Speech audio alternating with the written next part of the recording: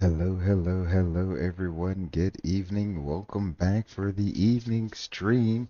We're doing the FS Expo shuttle, moving people in and out of Las Vegas this week. I'm Gray Eagle. I'm a real world A320 pilot, bringing my passion and love for aviation and flight simming to you guys out there on the interwebs. How is everyone doing tonight? As you can see, we're going to be doing United Ops. We did American earlier today. We're going to be doing some United Ops from San Francisco, or sorry, Las Vegas to San Francisco. And then I think on the way back, and that's not going to be today, I think tomorrow, we're going to do Frontier on the way back to Las Vegas. So, all introductions aside, I'm gonna hop into the flight deck, get everything started. I've already started the boarding process, so let's go ahead and hop onto the flight deck. You can see we've already begun boarding there. So we got the refueling indication going on there. It looks like we're almost done refueling. Let's go ahead and recycle the IRs real quick to get a nice full alignment going there. Alrighty, the eyes are aligned. All the other lights are extinguished. Guards should be guarded. Ground control is on. Let's see, going through a quick flow here. Don't need to run the engine fire test. The hydraulic panel looks good. Fuel panel looks good. We have the batteries on. We're on external power, so that's good for now. Let's see. Anti-ice is all off and auto. We got our chem pressurization in auto mode.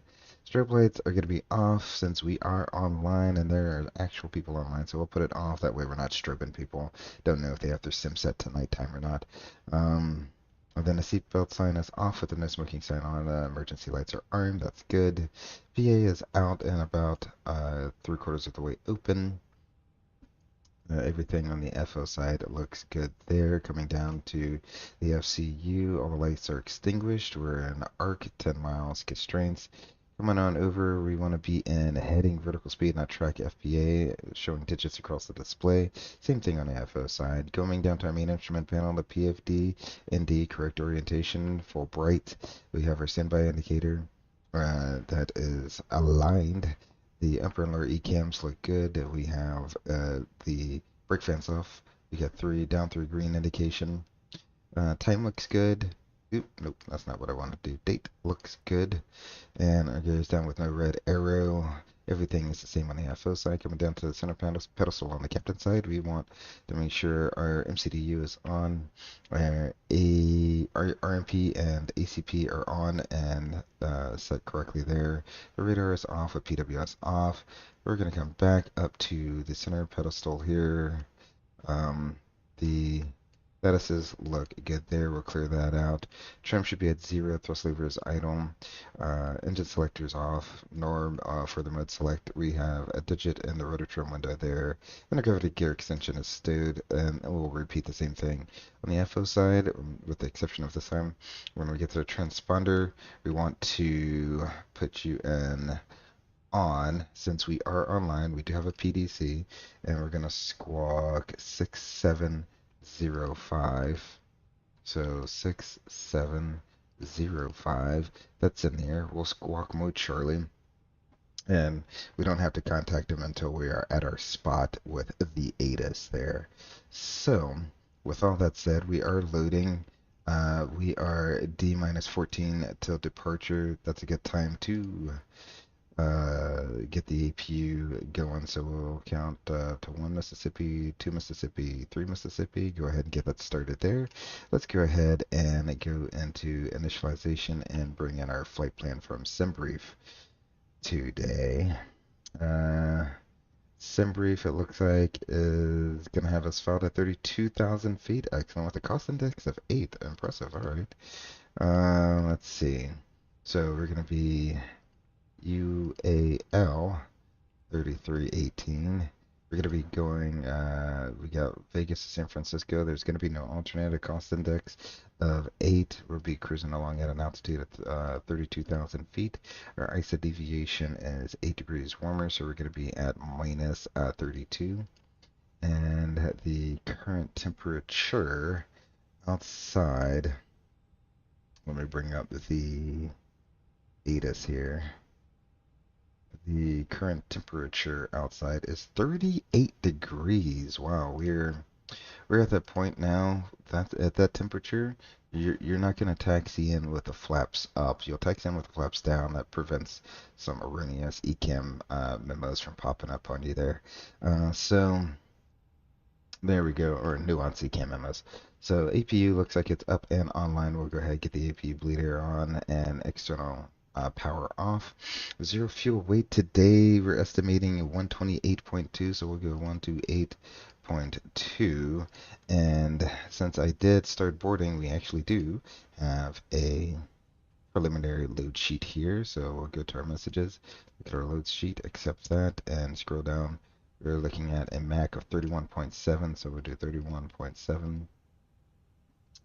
There's that, and our planning fuel is 17.8.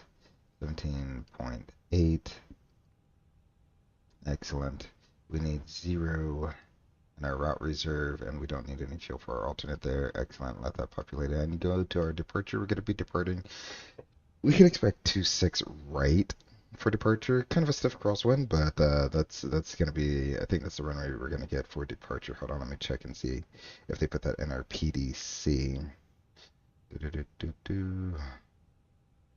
Okay, it doesn't say which runway. Alrighty, no problem. So we're going to do 26 right. We're going to be on the Joker 3. Going to go to Kino. There we go.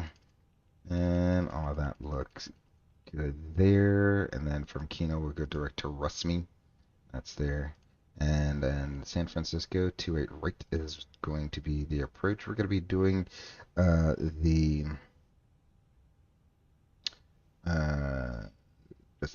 Diamond 5. So Diamond 5, Rusmy transition, approach vias, because I'm gonna link that right into the approach there. It should be an Archie via.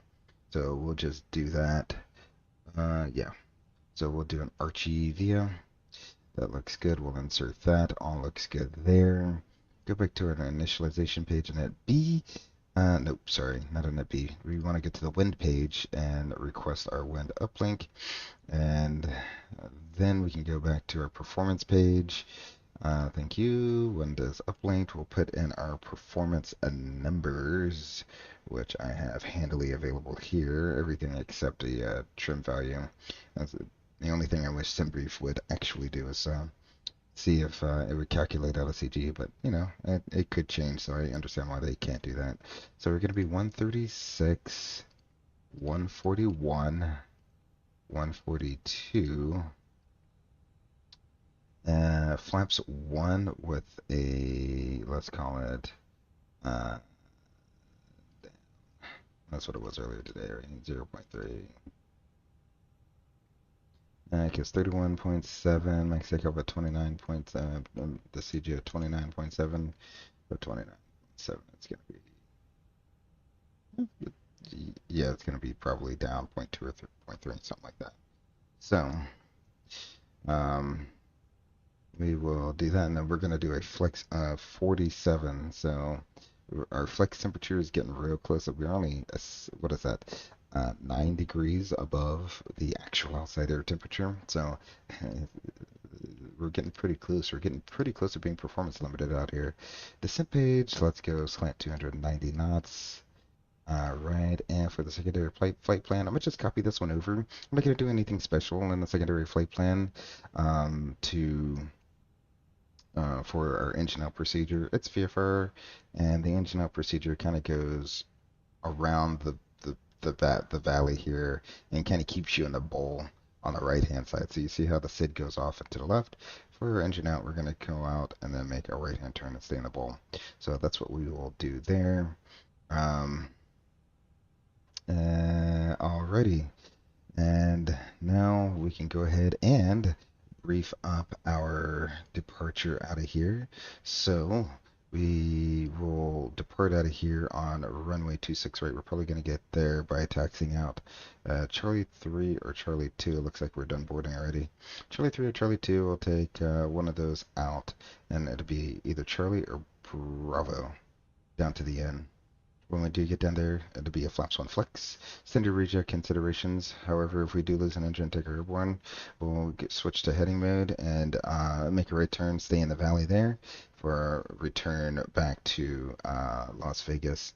26 right is going to be our 26 left is going to be the longest runway we have available, but 19 will definitely give us a better headwind if we need it. Let's see. On the SID for the Joker, it looks a little convoluted here. However, the Joker, let's go ahead and go to ARC 10-mile range. There we go. Our first fix is going to be Rudy at or above 4,230 knots, so that's a max. Then we're going to go cells at or below 8,000. And then we're going to go to magic, I don't know, magneto, something like that. And then Kruger at or below 11,000. Then we got Joker. From there, we will proceed out to Grams, Deadpool, Biker, Cage, and then all the way up top there is Kino. That's the last one. Kino's going to be the last one, and then we'll do direct Resmi for the Diamond 5 into San Francisco. So there we go. There is our departure procedure out of here. That's briefed up and ready to go. We have, well, 19.9 was on. I think it's going to be 35.5 now. Hold on, let me check the frequency.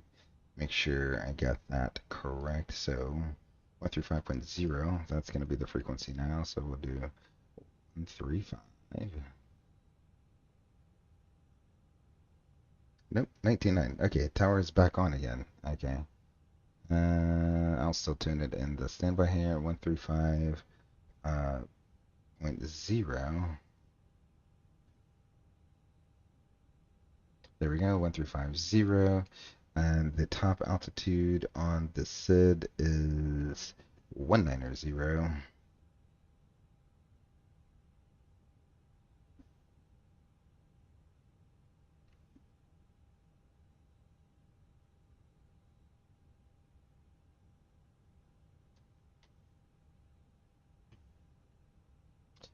There we go.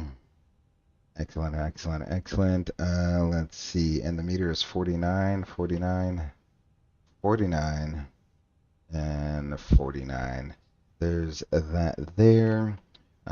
We did all of that. Let's go ahead and turn on all our fuel pumps. External power is off. APU is on. We can go ahead and turn on the fasten seatbelt sign. Get everyone seated there. We can come down here. We want to check our fuel pumps are on and balanced. Our hydraulics are serviced up well. Pressurization looks like it's in the correct configuration. We have auto. That's what we're really looking for there. And we have plenty of engine oil, so we're good to go there. We want to check our ND. Make sure it looks reasonable for what we're doing. The airplane is orientated correctly. And we want V1 and V2, climb and nav are in blue, flight directors 1 and 2, the window is closed, and we have checked our oxygen there. So with that said, we can go right into our B4 star checklist. All right, B4 star checklist. Recorder ground control is on. Platforms AML, onboard reviewed, aircraft 4711. Fuel quantity, 17.8. We have 17.8 on board. Takeoff performance. All right, we got 136, 141, 142 with flex of 47. Oxygen checked. Seatbelt sign on, ECAM checked, park and brake is on and checked, MCDU set, altimeters, got 2-nighter, 4-nighter, and PEDs off. Departure briefing is reviewed. The before start checklist is complete already. Like I said, we're all boarded up, it seems like. I'll go ahead and throw that beacon light on and dismiss that. Let's go ahead and get the tug on over here. It'll be a manual pushback. The doors are all armed. We can close this door now. See it in San Fran. That light went out. We get the interphone up to talk to the pushback crew. And I see our slides are armed. And beacon is on. Sweet deal. So we have our final load sheet here. So let's go ahead and accept that and make changes if needed there. We get 128.3, that's close enough, and let's see, 31.4, 31.7, sweet deal. All right.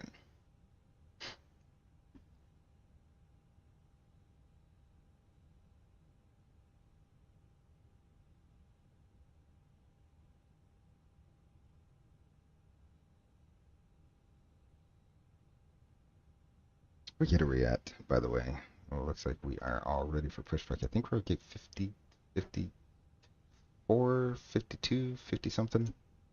I won't tell them what gate we're at. They got the number back here? Boop. Yep, 52. Sweet deal.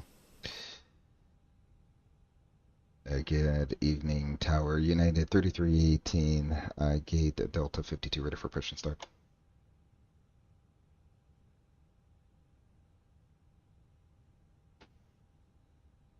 Alrighty, push is our discretion. I think we're gonna go to spot one. We'll give you a call at spot one with the ADA summary for United 3318. Alrighty, so push is our discretion. So what we'll do is we'll go ahead and release the parking brake.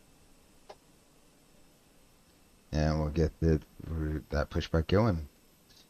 Let's see. There we go. Get the strip right there in the background. Beautiful, beautiful. Let's go backwards, please. Thank you.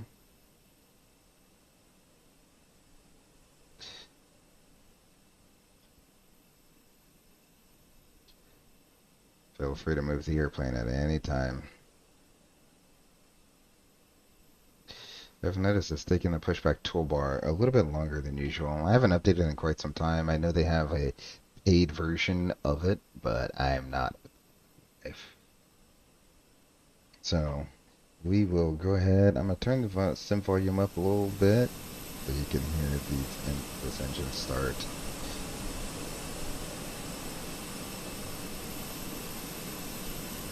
Get the strip in the background for this engine start. Oh, that would be so spicy. There we go. Alright. Starting engine 1.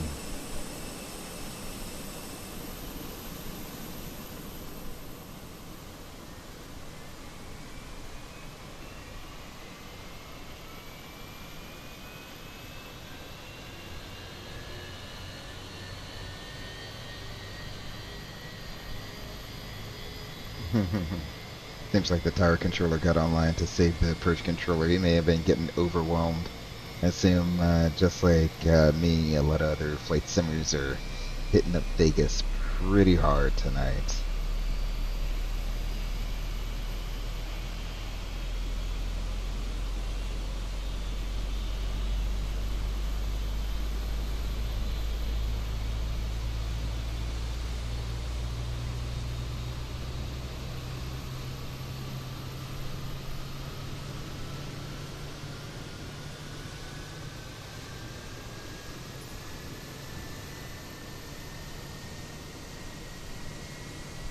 There we go. We will start the pushback. Sounds like a solid start there. We will start the number 2.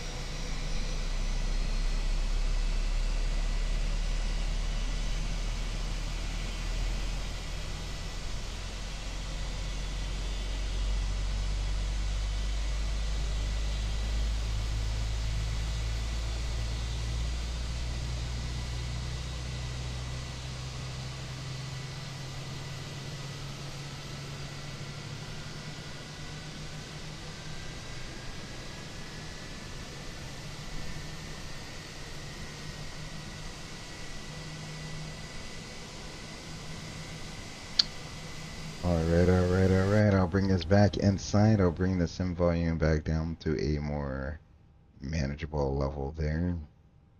Trying to see if I can get, let's see, vPilot is not going to play any audio, are you?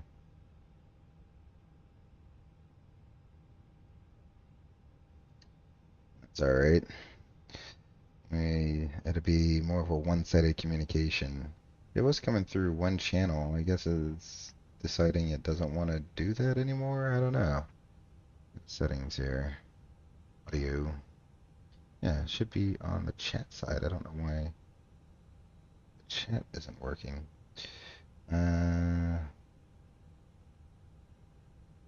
Jeez. Oh, okay. It looks like OBS reset a lot of my stuff. Alright, so we got hit the different chat. Yep, okay. There we go. Radio check. Sweet deal, thanks. Alrighty, so yeah, I don't know. OBS kind of messed up a lot of my stuff here. So I'll bring them back, put them a little bit in the background there. Sweet deal. We got 2 good engine starts. The tug is disconnected. I have a salute. I'm going to salute back, let them know that I see it, and after flaps 1, after start checklist. So we'll move the flaps down to the 1 position. We're gonna just recenter our rudder there. Move our mode selector.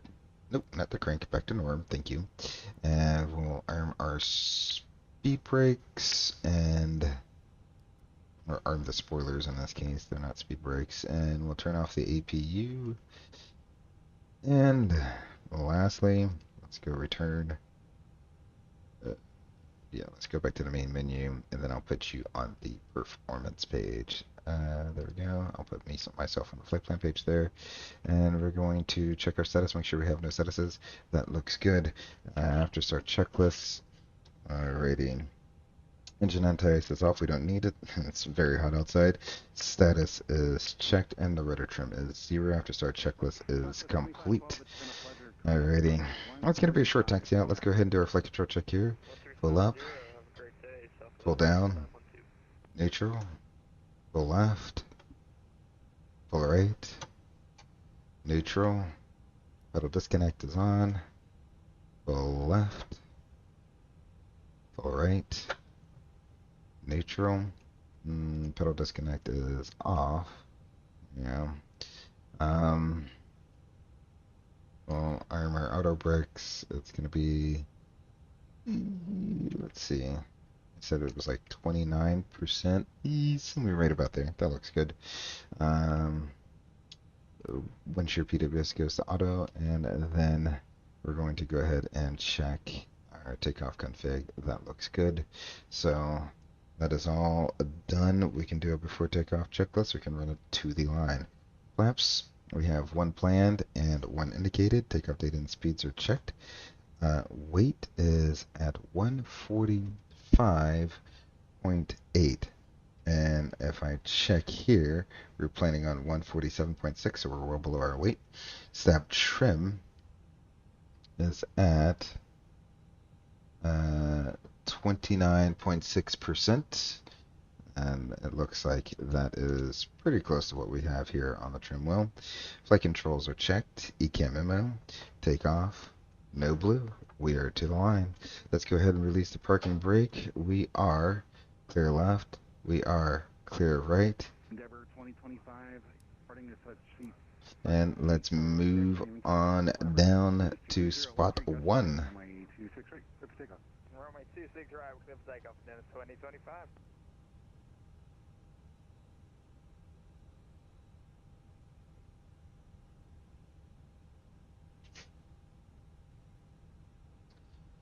This is the flight Tampa Vegas, and they did a really good job with this, even to the point where the sphere at night actually lights up with like different things, which is what actually happens in real life. They actually did that flight attendants prepare for takeoff. There we go. So that's done. We can go ahead and switch back over to our regular radio.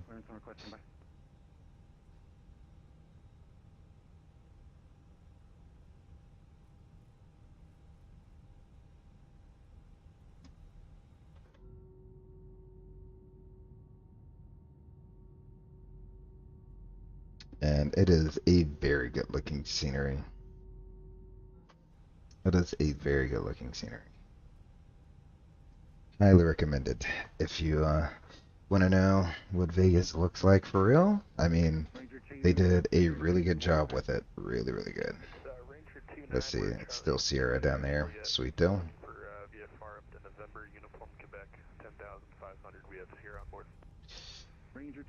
Alright, so I'm going to take it around here. And I'm going to swing it out to the leftmost line here. Because that is the one that will take us out the spot. Endeavor 2025, contact departure 135, nothing, good night. Open to departure, lobby Endeavor 2025. So the only thing I wish that Navigraph would do with the airport moving map is put the spots in. They don't put the spots in the moving map. I don't know why. It's not like they don't have the data for it. I don't know. But, oh well. It is what it is.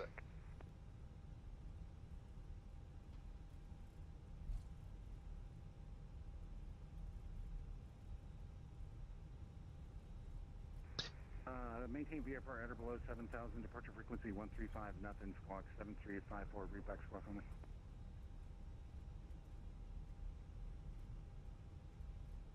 Okay, squawk 7354, Ranger 29.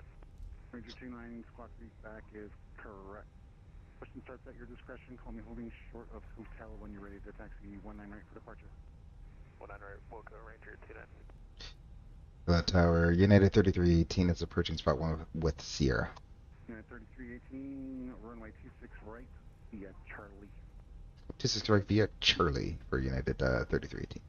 So we'll take a Charlie. That is not this turn, but the next turn. There we go. Muy bien.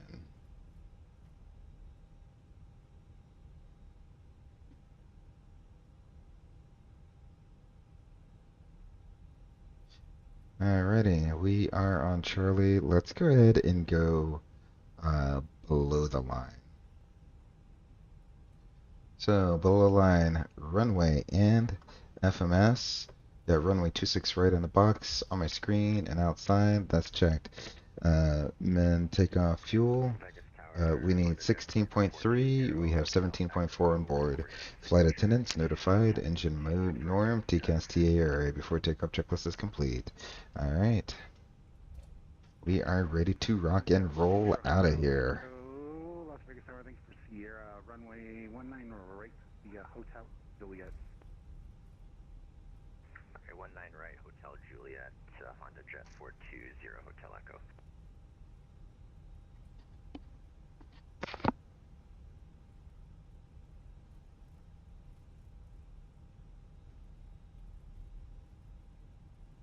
Ooh, looks like Oakland Center came online too. That is going to be sweet. Looks like we're going to have coverage all the way into San Francisco tonight. Great. I love it when I'm able to hop on and get some ETC. It's just not the same when there's no ETC coverage.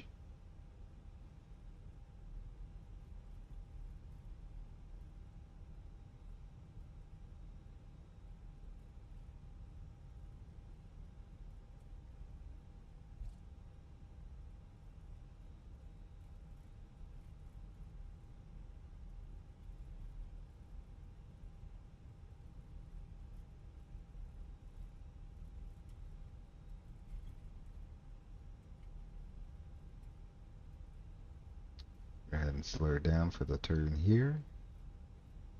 There we go.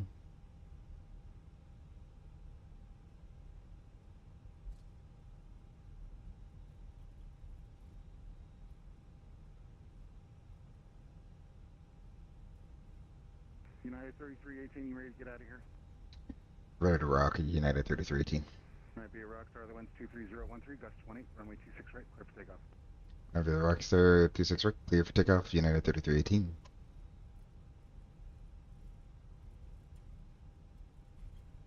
Alrighty, we are clear to go. Let the flight attendants know we are taking the runway. And we can turn all our lights on. I'll put those in auto. There we go. Oop. Turned out a little bit too hard there. Alrighty, ladies and gentlemen. I'm going to turn up the sound so you can hear this nice departure out of Vegas. I'll try to get the autopilot on so we can get a view of that strip right after we take off. You ready? I'm ready. Half down on the side stick. 1.05 on the EPR.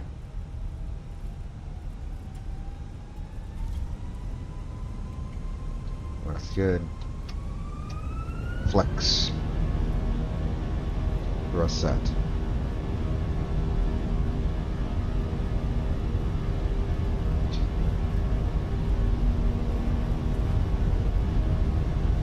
$80.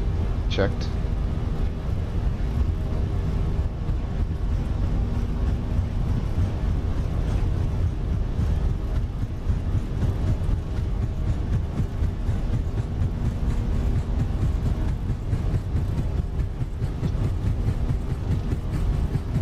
B1. Rotate.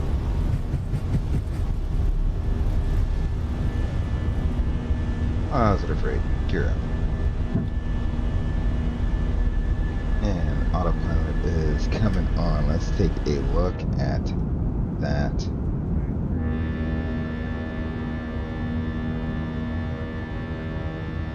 One 3555. Will do. United 3318.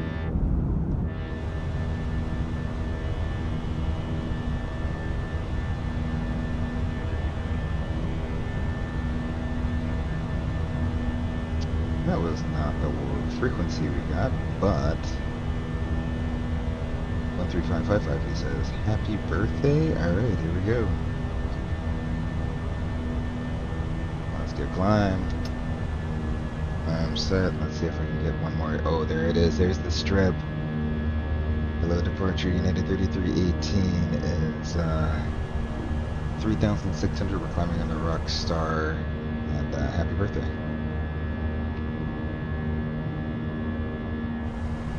Yeah, I don't think that was the right frequency. I don't think 13555 is on. I think it's 135.0. So let's try that. 135.0.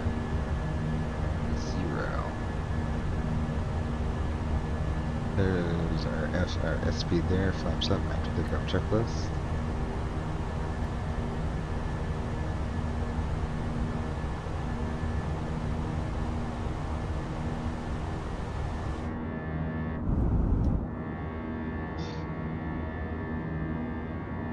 Departure United 3318 is climbing through 4,300 on the Rockstar. And happy birthday.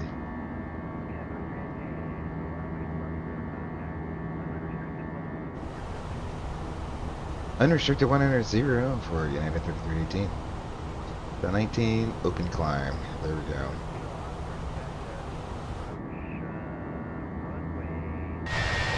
There's the strip, there we go. Alright, Vegas, we'll see you back here tomorrow. Hopefully we can get a arrival into like 19 for the landing will be right parallel to the strip. That would be amazing. If you could see runway 19 is right there. So you come in on the approach, you're coming in right parallel to the strip. Beautiful, absolutely beautiful. Vroom, great. I'm gonna bring the volume back down. Welcome back, welcome back. Hopefully you enjoyed that beautiful departure there. You can see the Vegas Strip in the background. As I was just saying, you got runway 19. If we can get the RN after 19, it parallels the strip all the way in, so you get a nice little view if you're sitting on the right side of the airplane here. Absolutely beautiful.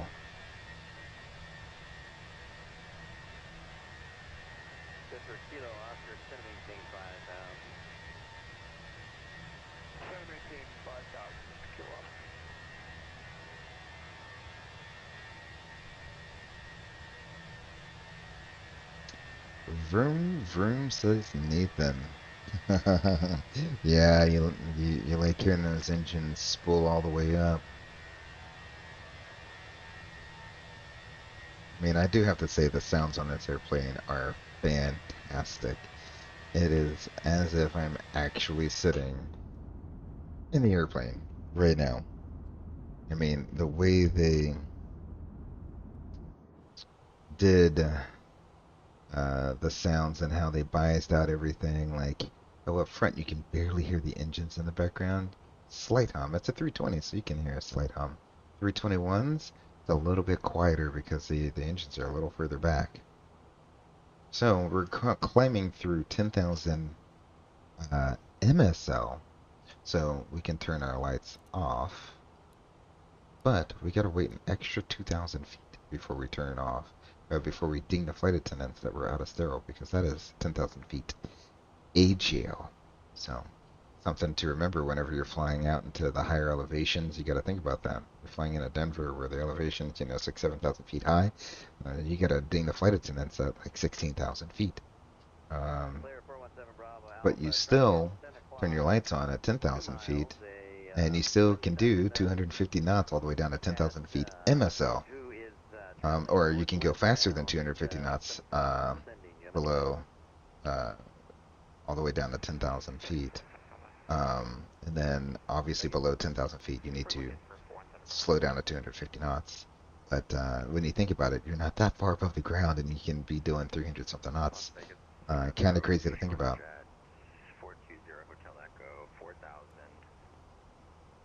Looking directly into the sun. You know what? Put the sun visor down. Don't want to look directly into the sun. There you go. Get some sun visors down. Alright. Boop. Boop. Climb at your discretion to flight level 320, leaving my airspace, radar service terminated, frequency change approved. Los Angeles Center's offline, switch to advisors, see you later. Alrighty, we will switch to advisories, our discretion up to flight level 320, and you have a great night for United 3318. You too, take care. Alrighty. So, we'll climb on up to flight level 320. There you go, and looks like LA Center got offline, so we'll switch back to Unique Com 122.8. Go there. I'll go ahead and put that in there.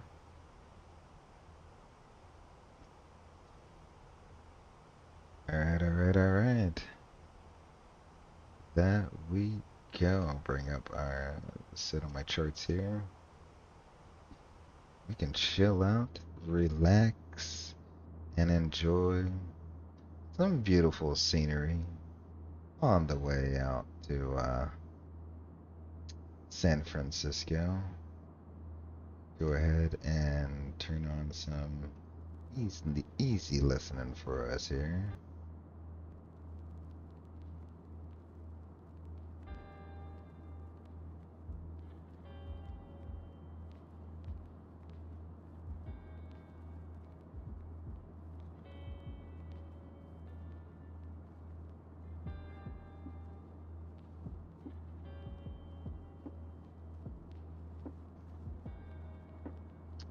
Alright, alright. Max Racing 177. Hello, how you doing out there tonight? What are you doing out there, Max Racing?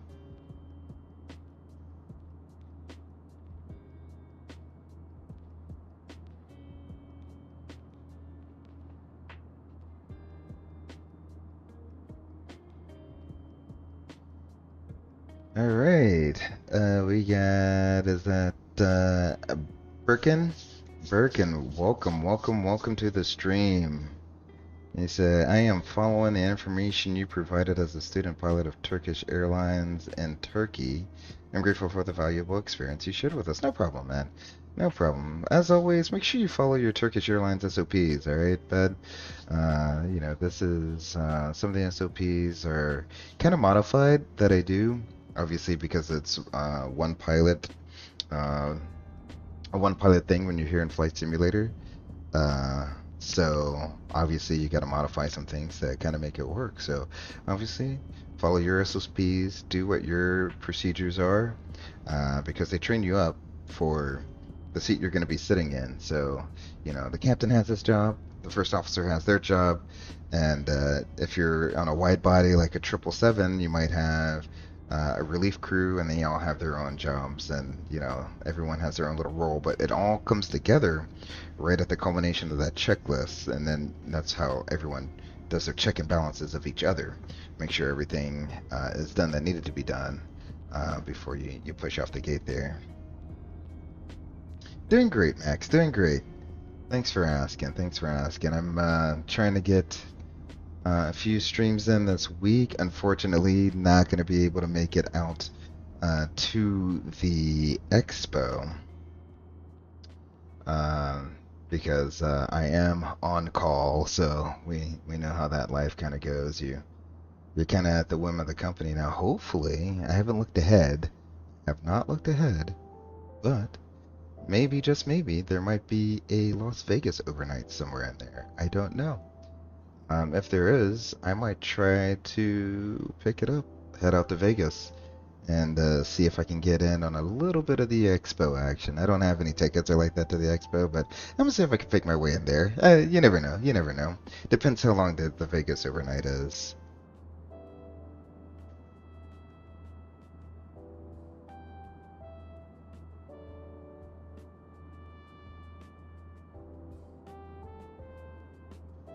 Now let's see. Let's see if I didn't mess up my earlier today. I had messed up my drone, and I kind of left me going there. Let's see. Nope. Well, I want the drone cam.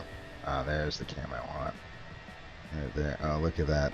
Look at the shadowing of the sun as it hits the airplane. The Phoenix is such a good-looking bird.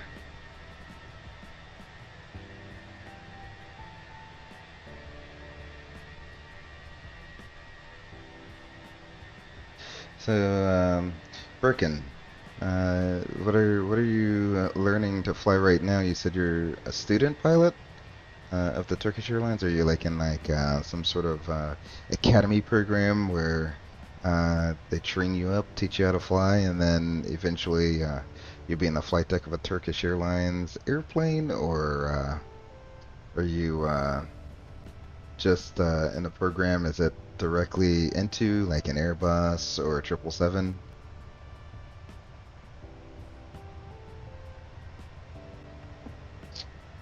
Let's see. Have we crossed transition altitude yet? I'm over here not paying one lick of attention to what our altitude is. Yeah, we're at 24,000 feet. There we go. Let's go transition standard. There we go. Set once, twice, and a thrice, and we will go ahead and turn that off. It seems like it is a nice little day out today, so we'll go ahead and get the fast seatbelt sign off now. Let everyone get up, move up out the cabin there.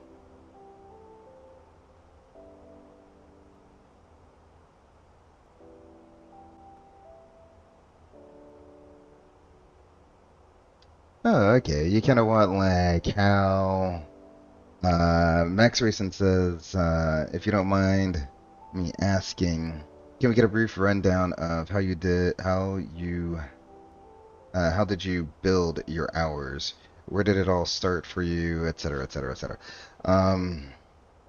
So for me, I don't know how far back you want to go because I can tell a pretty long story. I'll try to keep it as short as possible, but it can be a little bit long-winded. Just let me know if I'm getting too long-winded there. But for me, it all started when I was super little. I always knew I wanted to fly. But growing up, we didn't know exactly how to go about it and what to do. And neither did my guidance counselor. So, one day, my guidance counselor brought me into the office, and he had this college book. And he was like, well, this school does flying. And I was like, oh, okay. Sure, let's do that. So I went to college specifically to learn how to fly. And once I was done with that, I had graduated with my private commercial instrument CFI and CFII, the CFII, so the instrument rating for the instructors, and was able to get a job back at the university again, so taught there for a while. And when I say a while, really, it was for about 6 or 7 months. Um, and I'm kind of like an oddball, lucky to have done everything when I did everything. Because if you know anything about what's happened over in the U.S., and if you had seen my stall video that I had posted, it just posted like yesterday or a few days ago. I think it posted yesterday. Um, I go over real quickly about the Colgan accident. Well, that triggered a lot of stuff passing in Congress, and that triggered the 1,500-hour rule. Eventually came out of that, and so that kind of mandated all airline pilots needed to have at least 1,500 hours to get on at an airline or stay on at an airline. So that came into effect after I got hired on with my regional carrier, and I got very lucky when I got hired on. I had about 700 or 800 hours when I got hired on with my regional airline.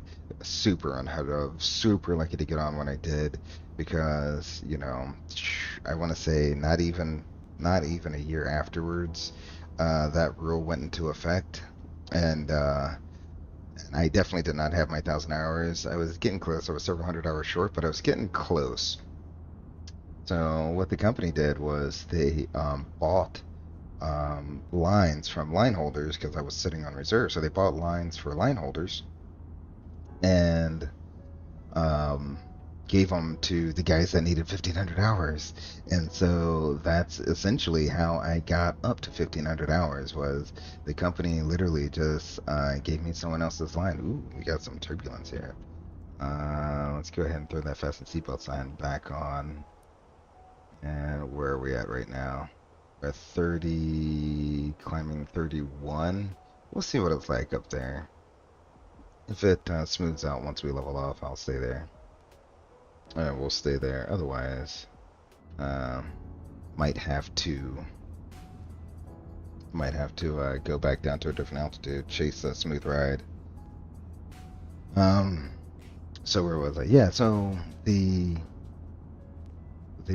company got us up to our 1,500-hour rule so that we could stay flying. I mean, when the company hires you and puts you into a simulator, it is a huge investment, and so they don't want to lose that investment just because you're 100 hours short.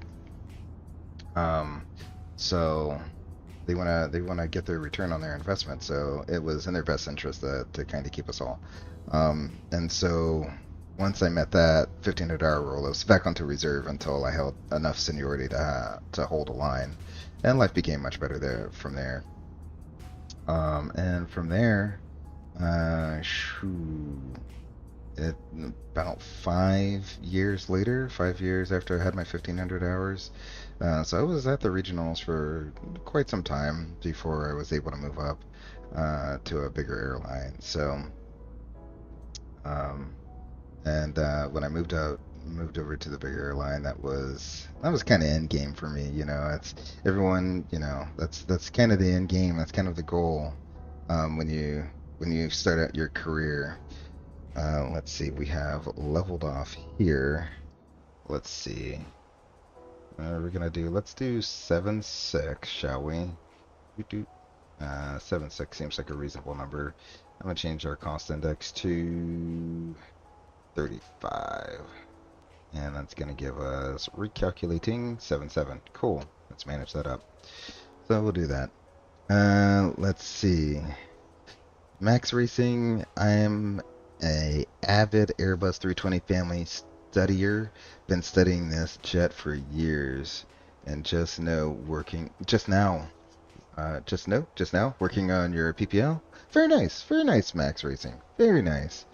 Yeah, it's a great airplane.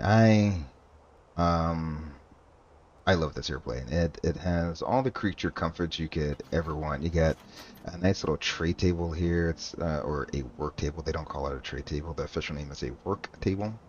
But we all know it's a tray table. So you got a nice little tray table here for piling up paperwork. Well, if you're in this seat, You use your tray table on the ground a lot. You got a nice little pile of paperwork right there, because you have all the numbers and all the data, so that when the final load sheet comes in, you can back it up against what the original flight plan was saying, and then you're notifying the captain of any changes, because the captain has one job. The captain's job on the ground, taxi the airplane. That's his job, because you don't want him, being distracted trying to figure out, are we overweight, are we underweight, do we is our CG correct, all that other stuff. You want him to just taxi the airplane, because if not, there's a there's a saying, those are there are those who have and those who will, and I certainly have. I will admit it myself. Turned on the wrong taxiway. It will happen.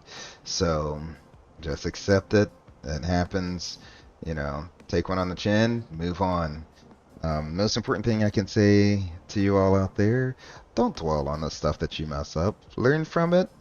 It happened, and then put it in the rearview mirror. Because if you let that thing stick to you like glue, then it's gonna affect how you fly the remainder of your flight. And you don't want that, especially on your check ride. You mess something up on the check ride, don't worry about it.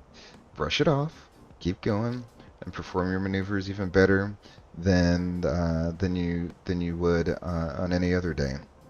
And anything can be debriefed. Maybe the examiner thought you were within tolerance, and you just thought you weren't. As pilots, we're always going to be our own worst critics. I can tell you that much. We're always going to be harder on ourselves.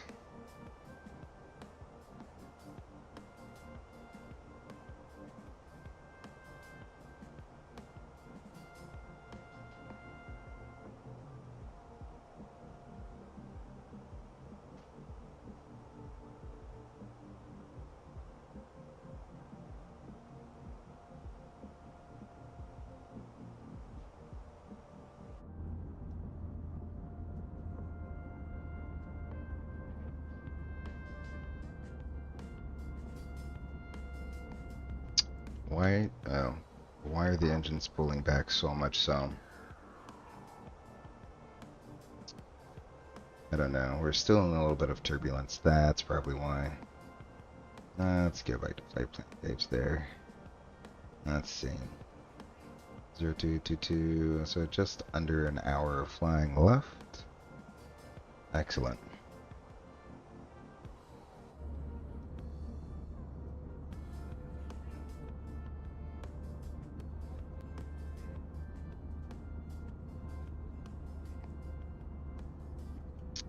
Bigfoot Aviation, how are you doing out there, Bigfoot? Bigfoot Aviation says, getting ready to finish my CFI. Do you have any tips? Well, Bigfoot Aviation, it's been a while since I've been an instructor. But I do like the online course to renew my CFI every year. The biggest thing is, I don't know if they still do it. When I was going through it, we had like our CFI notebook. It was like the big book of everything. Kind of use that as your guide, but don't like read verbatim all the notes you have in your CFI book. So like when you're talking about aerodynamics and stuff like that, Bernoulli's principle and Newton's laws and stuff like that, you don't want to be reading verbatim from the book. You want to kind of like teach it, and then kind of ask the examiner some questions. You want to ask questions as you go to make sure that the concepts that you're teaching are getting across to the student. So what I used to do when I was going through my CFI, and a lot of the instructors really liked it, was every so often after a major topic, I'd stop, ask a few quick quiz questions to see if they were listening to what I was saying and understanding what I was saying, and then I would and then move on, and then at the end, kind of hit questions from all the other talking points throughout the presentation there. So for your oral, that was kind of how I got through my oral. And a lot of the instructors that worked with me really liked how I did like the little mini quizzes throughout the presentation. And then the airplane stuff is airplane stuff. You know all the maneuvers already. You've done them for your commercial. You know all the maneuvers already. Um, so the only thing you really got to do is talk yourself through the maneuvers. So, and I, everyone says that. I'm sure you've probably heard that a million times. It's, just talk yourself through the maneuvers. Just talk yourself through the maneuvers. Um, but, uh, I mean, that it really is true. As long as you can vocalize what you're doing, um, then you should be able to explain to the instructor. The instructor will know what's going on, and not just that you're being quiet flying an airplane. So the biggest thing is they don't want you being quiet flying an airplane. Vocalize what you're doing. Explain the maneuver before you do it, what you're looking for. I mean, it should already be briefed on the ground what you're looking for, but what they're looking for tolerance-wise for the maneuver. And then as you're doing the maneuver, just say, hey, okay, I have my points here, here, and here. Let's say you're doing a lazy 8 or something like that. I have my points here, here, and here, and I'm going to slowly begin my climb up, and then we're going to start our slow bank. You see how I'm banking over to 30 degrees, exceeding 30 degrees, bringing the nose back down. So just walk your way, talk your way all the way through the maneuver, each maneuver.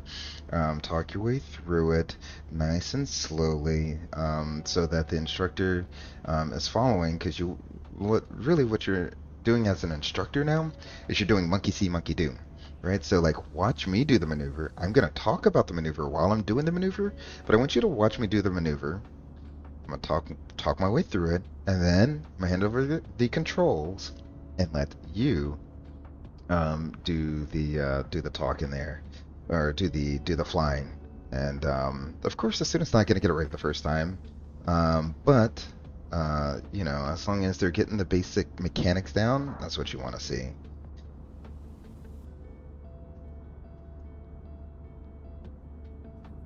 Let's see. It looks like we have Ontario Center on. Or Oakland Center, sorry. Oakland Center is going to be 12175. Nope, that's Oakland ground. What is the center controller for? Let's see. 32.2. Alright, let's go ahead and do that. We'll tune in 132.2. Alright, cha. Have that in standby, ready to go. 132.2. There we go. Let's see. Max Racing. I have a Airbus question. If you were to hit your fire push button in flight, when put it back into place and roulette your engine, would your IDG disconnect? Technically, the engine fire push button disconnects the IDG. I am very much unsure of that. That's just something you just don't touch in flight. Because yeah, it does shut off a lot of hydraulic valves, bleed air valves. As far as disconnecting the IDG, I am very much unsure if it disconnects the IDG. The only way we know how to disconnect the IDG is through that little switch right there. And once you disconnect the IDG, it cannot be reset. That's a on-the-ground function only. Once you press that button, you are not resetting that until a mechanic gets to it on the ground. Oakland Center just called us up, contacted me on 132.2. Alright, here we go. We'll flip the switch here. Let's see. When I get my multi, I want to do pipeline flying. Okay, because it's close to my home in Houston. Alright, pipeline flying. That's a pretty good gig there. You'll be really good at flying low. Really good at flying low. And that is also a great way to build time.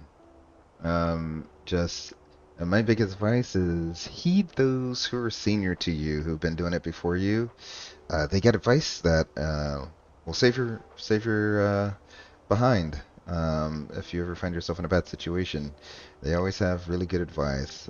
So wherever you go in your aviation career, just always kind of listen to the old timers there. I always tell my wife there's old pilots and bold pilots, but there's no old bold pilots. So you want to take advice from the old pilots, because they're certainly not bold pilots, and they picked up a thing or two along their journey here. Oakland Center United 3318 is flight level 320. seems like it's moved out again. So I'm gonna go ahead and turn the fasten seatbelt sign off. November 5 Tango X-ray depart Wazit on a heading of 090. Alright, depart Wazit at 090, passing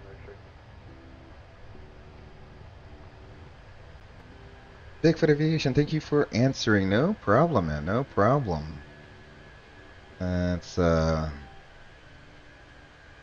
hopefully, and the biggest thing in every check ride, you know, it's always going to be a big deal. Obviously, it's a big deal. No one wants a failure on their record.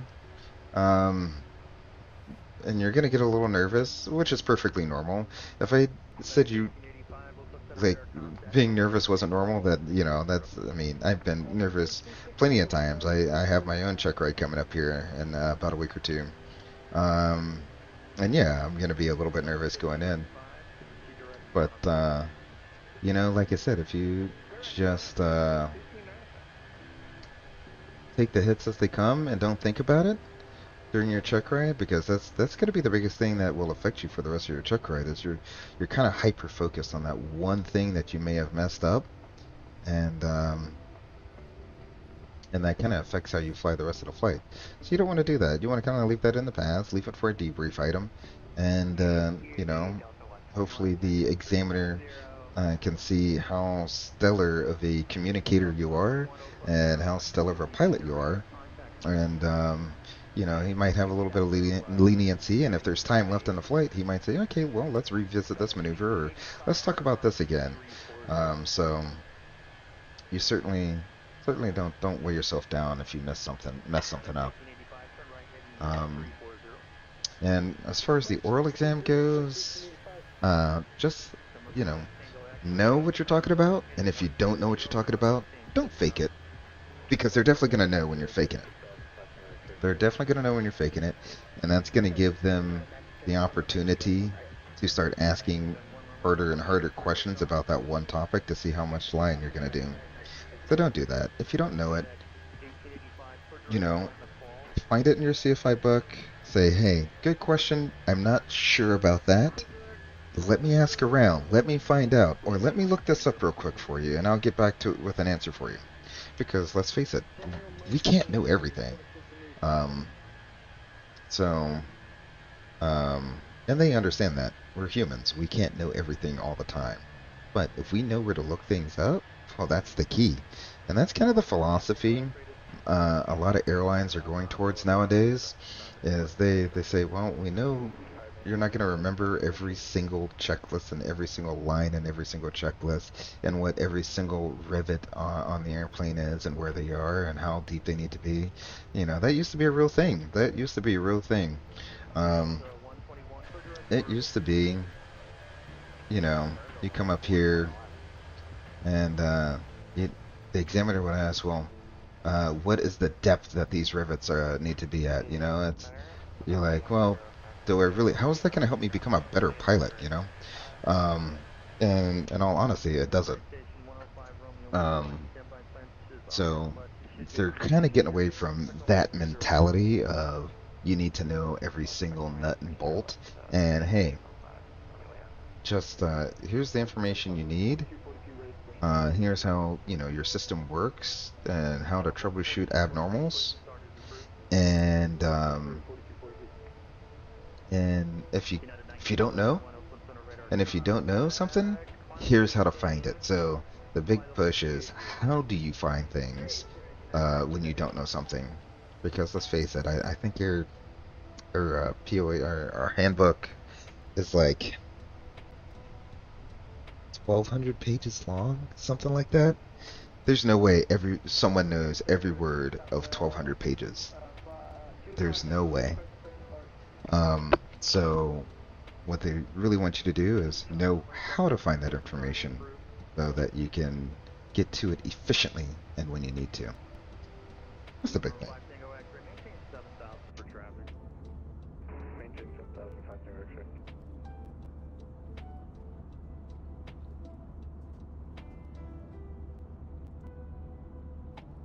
Number 5 Tango X-ray, reduce speed to 210 when able.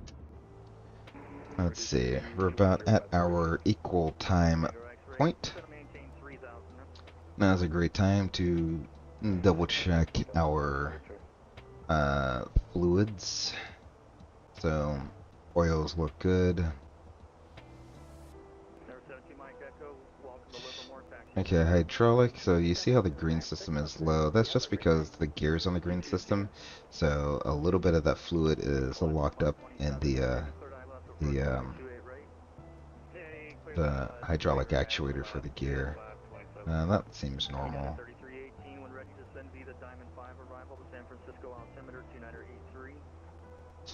Okay, when ready, descend via the Diamond 5 arrival 29er A3 for United 3318.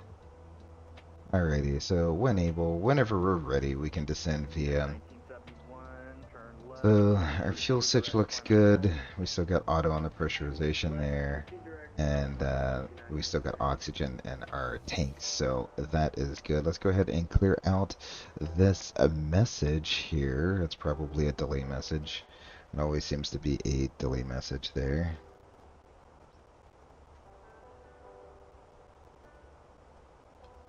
No AC. Oh, we were on time. Sweet deal. So don't have to worry about that. We'll put you in flight plan mode. We'll put the LS push buttons on. And let's go ahead and do our arrival verification here. So if I bring our chart over, there we go. So we got our chart. We need plan mode, 10 nautical miles, and we're going to be on the Rusme transition, which is right down here. So we got Rusme. Diamond is at or above flight level 270 and 290 knots. That's max. That checks. Then we got lane between 22 and 26, 280 knots. That checks. Always, no restrictions there. Flows between 14 and 19 and 280 knots. There's our check destination data. Seeds, I think that's how you say that, between 10 and 12, 250 knots. So that checks. We get freely at above 8,230 knots. That checks. And then we get Archies at 7,000 feet. From there, we will proceed on to the ILS 2 runway 28, right? So we got the Archie transition, which is, looks like it should be, well, Archie is at 7,000 feet. And then at or above 6,000 to Ziled. At or above 5,000 to Gur. At or above 4,000 to Dumba. And at or above 3,000 to Seepin. And 1,800 at Axel. And from Axmal, we got, what is that? It's a 284 course, 3-degree glide slope, and 5 miles to the runway. For the missed approach, we'll climb to 3,000. And we'll intercept the San Francisco VOR runway 281 to VICU. And we will hold there. Missed approach, if there's single engine missed, well, it's visual. We'll take it down the valley and make sure we stay away from everything. And we'll call that. So there's my F. If we look here, we got IGWQ, and 117.0, 3-degree glide slope. That looks good. Prog page, let's do KSFO. Runway 28 right. There we go. We get GPS primary high, accuracy high. Performance approach page. Let's come in here. The weather. What is the weather? We have Vatsim weather right here. Let's see, for the 6 minutes ago. 2948. What's that say? Oh, that's Vegas. Huh. Let's go backwards here. Airports, San Francisco. Oh. So we have an altimeter 2983. That makes more sense. That seems like what he just told me. 2983. Temperature is 22 degrees. And our winds are 280 at 17. Right? down the runway. Man, ground speed mini is going to give us a lot of extra ground speed here. Going down to our minimums, Cat 1 minimums is going to be 213. And we'll use flaps full, auto brakes low. So there's our backward Z, no need for the double D. Let's bring this back up so I know where my top of drop is. I like to descend about 10 miles out from our top of drop there. I changed it for some reason to be just near Diamond. Sweet deal. So for our approach briefing, for the threats, we got a little bit of terrain in the area. That's the biggest threat going on there. We're going to come in on a Diamond 5 arrival. The first restriction's Diamond out above flight level 270, 290 knots. The bottom side is Archie, 7,000 feet. Let's plan on doing a visual. We'll back it up with the ILS to runway 28 right, chart 11-3, data 13, May 22. The safe altitude around San Francisco is 5,000 feet, quadrant to the north. Configure using flaps full, auto brakes low. For the missed approach, since it is a visual, we'll plan on tower sign heading and altitude to come back around on the pattern, unless he gives us the published miss, which is in the box and has been verified. A standard landing assessment will apply, so we have 11,870 feet of runway, and that's plenty of runway for us, and we are below our max landing weight. When we do land, plan either a Tango or Delta turnout. Well, it's going to be Tango, Delta, or Kilo, Quebec. It's going to be one of those four there. And if we do end up in this little area here, there's not a lot of room to hold short of the runway.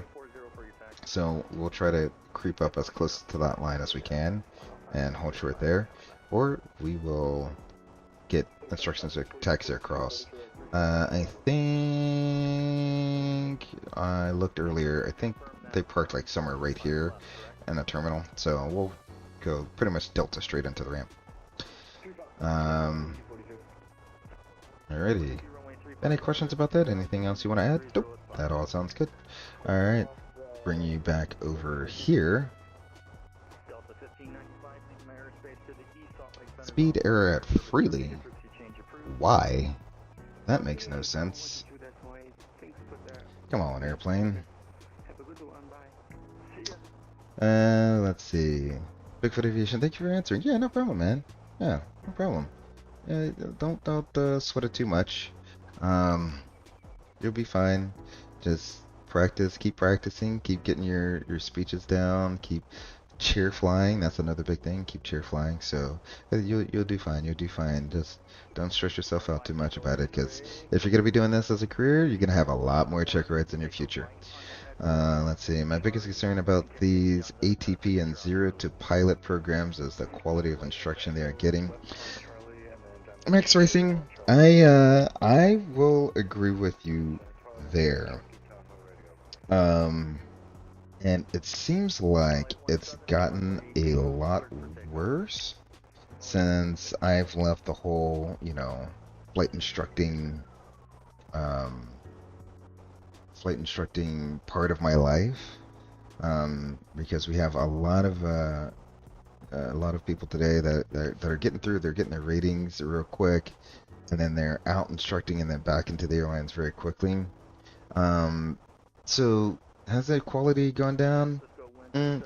Maybe. I really think it depends on where you're going, and how they train their instructors to teach. I think that's going to be the biggest thing. You could go to a mom and pop and get excellent instruction, and go to the major university and get very poor instruction, and it can go the other way around. You can get very poor instruction from a mom and pop place and great instruction from the major university. It really depends on who the person is, who your instructor is. That's really going to determine whether the quality of instruction is going to be good.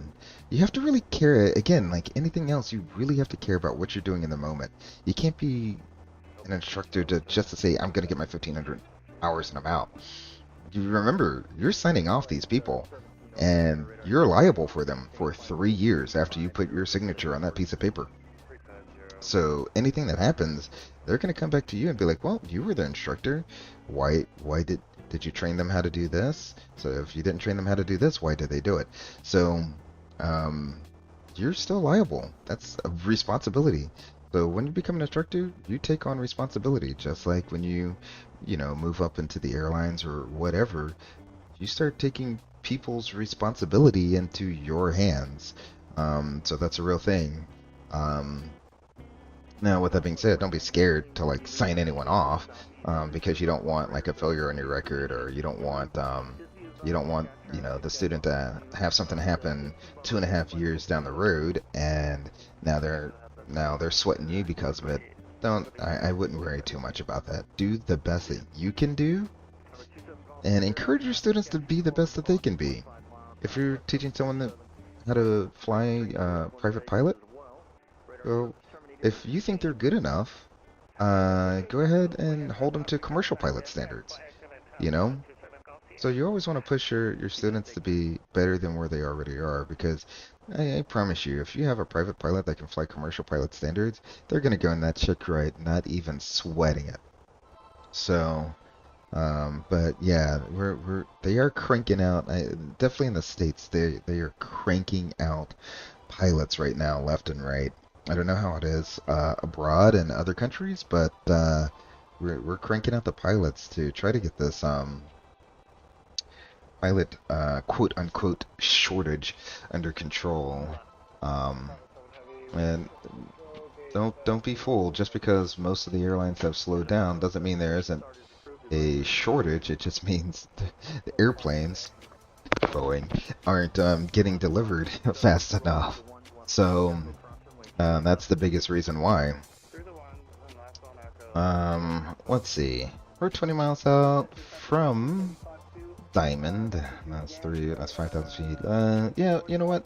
Let's go ahead. I'm gonna manage this up, and we will do a managed descent down to 6,000. That's the bottom side of Archie, or sorry, 7,000. 7,000 is the bottom side of Archie. Go ahead and get that dialed in there. And we'll go ahead and set manage descent and turn our fast seatbelt sign back on. Everyone, please return to your seats and securely fasten your seatbelts in preparation for landing. Bigfoot Aviation, thank you for taking time to answer my question. Oh, yeah, no problem. I already just read that one. Max Racing, what is V and M on the final approach chart? What are we looking at here? I do not know where you saw that. I see. Oh, V and M. So you're looking right here. Okay. Cool. V and M on the approach chart. So you have V here. So if we were doing a non-precision approach, meaning we're doing the localizer only portion of the ILS, then as you can see here, you don't have a glide slope. So you have an MDA now, which is 480 feet. So at 480 feet, you need to level off. So that V right here, that is the latest. So at 1.3 miles from the runway, you should be able to, or 3. DME 3.2? DME 3.2 from what? From the ILS. Well, yeah, ILS DME. So when you're showing, if you have DME, you're going to be 3.2 on the DME, or 1.3 from the runway. You should be able to see the runway. And at that point, if you see the runway, that's going to give you a nice, it looks like it might be slightly higher than 3-degree glide slope, but you should be able to maintain a normal descent to a landing there. Otherwise, you're going to keep flying at 480 feet until you get to M, which is missed approach. And so at 2 DME from IGWQ, you're going to perform your missed approach. And even if you saw the runway right here, you're still performing a missed approach, because you're just at the miss. There's no way for you to make a normal landing from 480 feet down to the runway and make it in a touchdown zone. So that's what those two letters right there mean. So you get your visual descent point and then your missed approach point. And so when you're performing a localizer only approach, that's where you want to be. Did I get that right, Mr. Bigfoot Aviation? You're the CFI here, Mr. Bigfoot. Max Racing, I think airlines like Spirit should seek financial compensation for Pratt and Whitney for the Pratt. Ooh, 100%. I would definitely agree with you there. Pratt and Whitney, they messed up there. Um, and as solid as an engine as it could be, it is new technology. So with new technology comes all the growing pains and yada yada yada yada yada. Um, but I definitely just like airlines when they have a order with Boeing or Airbus, if those planes are delivered on, the agreed upon schedule, there's compensation that, Boeing has to pay out, they reduce the price per unit of airplane or something like that. Um, Now, I think here's probably where the issue is gonna come in, and let me go ahead and set this altimeter. It's 2982. Yeah, yeah, yeah, I know. 2982. Man, that thing dings super quickly. 2982 and 2982. So that's all set up and ready to go. There we go. The new ADAS dropped, it looks like. It is, well, we want the ADAS. Mike, they're using one left and right for departure, 28 right for arrival. The one's 260 at 19 now, so still pretty good headwind. 260 at 19. Oh, wow, it's getting spicy right now on the frequency. That's 21. And 29er, what did I say? 2982? 2982. So that's all in there. So everything else remains the same. That looks good. I will put that on the perf page. Come on. What do we see there? Nope. Nothing. Cool deal. Yeah, I definitely think the problem they're probably going to have is like it's not really a Boeing, it's not really a manufacturer issue, as in Boeing or Airbus and Embraer or something like that. It's a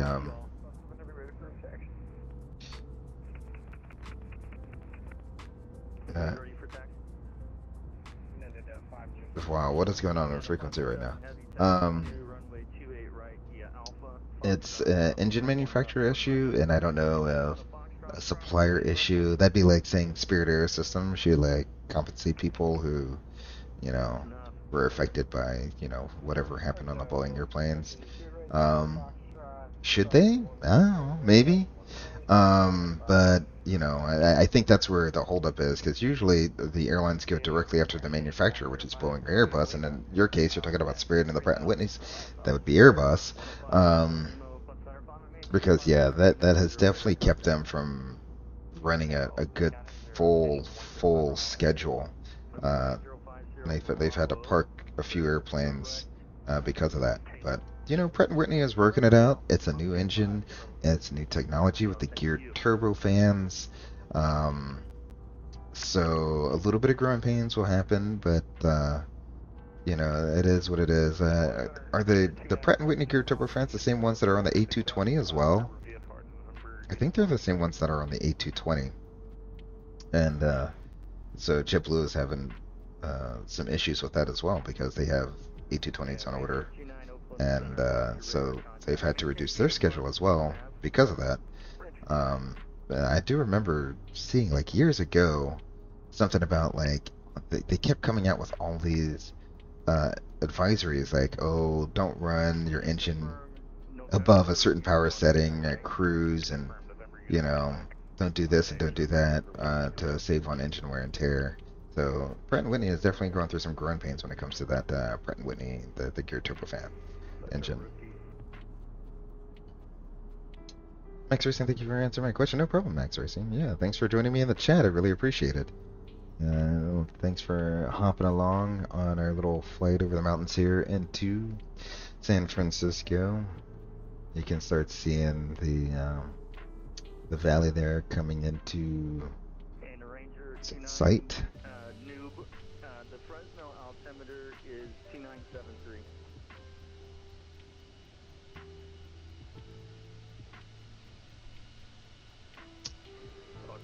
I wonder what city that is down there. There's two cities down there. One definitely seems bigger than the other.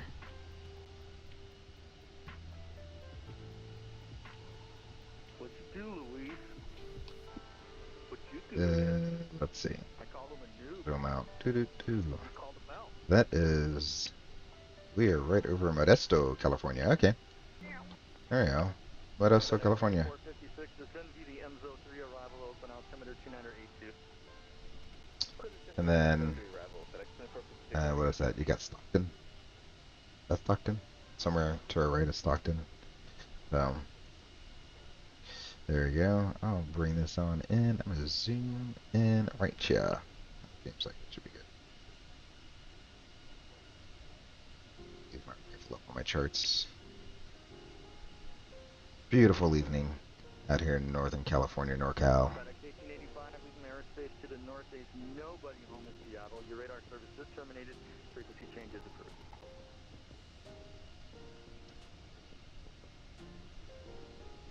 Max Racing decided to study the auto flight part of the FCOM today.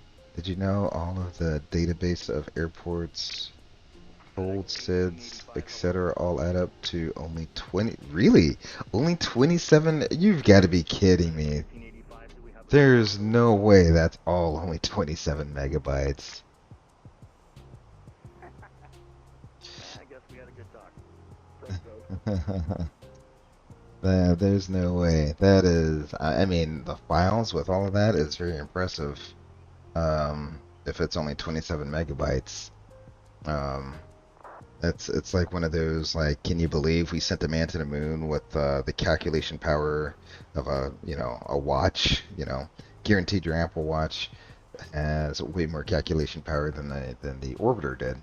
So that's absolutely insane. And here I am running around with 64. Well, that's I got 64 gigs of RAM, but I got 8 terabytes of storage. So, we will go ahead and we got transition 2982, 2982. Go ahead, there we go, and we'll turn that back on. Do a descent checklist. Here we go. Let me say it on frequency. Ranger 29. Altimeter, we got 2982. Auto brake is low. Prefer approach page is set. Arrival briefing.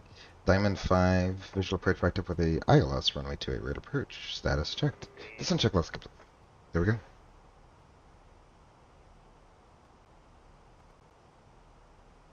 Yeah, I've probably read.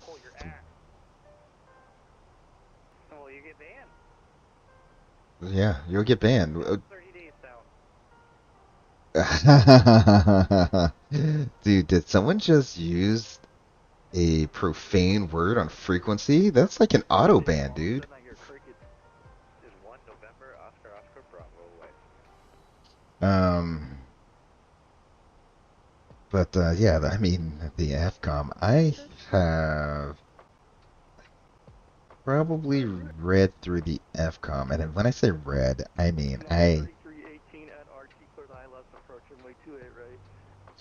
RG cleared ILS approach runway 28 right for United 3318. I have probably, when I say read, it was a very, very brief skim of a read there. Very, like, 30,000 foot skim through just to get through it, because again, the FCOM it's huge. It's a huge book. And I did it just once, just to say I did it. Did I retain any of that knowledge in there? No, I did not. So, that's why we have a systems test, that we have to take, and then every year they go over, the company has some, special topics they want to go through on certain systems, and they kind of hit those up, and they kind of cycle all the systems around so that everyone. What is going on frequency? What is going on? I'm pretty sure someone just got banned. I'm pretty sure someone just got banned, chat. Put down your sippy cup and learn how to fly. Oh man. Oh man. Only on VATSIM, chat. Only on VATSIM. Who's saying to pull the tape? uh, And Twilight 17, go ahead with your pirate. Also, I really enjoy the shorts. Please make more if you can. I will try, Max Race, and I will try. Again, usually when I'm going and I'm flying the line, there's not like a ton of time to like make some shorts. Although I have seen that people tend to really like watching the shorts. So it's something I really want to do, make more shorts. But there's two prohibitive factors. As one is I'm on call, so I don't always fly, and so. There's not like that time where I get to go to the airplane and sit there and like make shorts or anything like that. Or I could on an overnight, make a short about the overnight. But I don't know if I want to do that. There's some people already out there. They're doing like you have like my layover life. He has a YouTube channel all about that. Um, so don't know if I really want to do like a bunch of layover shorts, but yeah, that's uh, I try to make some shorts when I see the opportunity arises where I can make a short there. We're through 10,000 feet. Let's go ahead and ding the flight attendants. Let them know we're back in sterile. I'm gonna get all our lights back on. And let's see. More drag is required, they say. Yeah. I feel like this kind of leaves you a little bit on the high side. So we'll go ahead and get the speed brakes out. Let's go ahead and kill our in-flight music there. Excellent.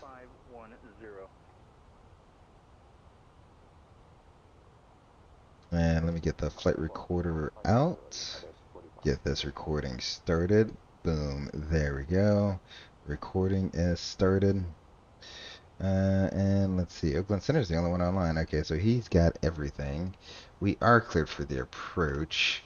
And I'll arm up the approach there. We have Cat 3 dual on the initiator.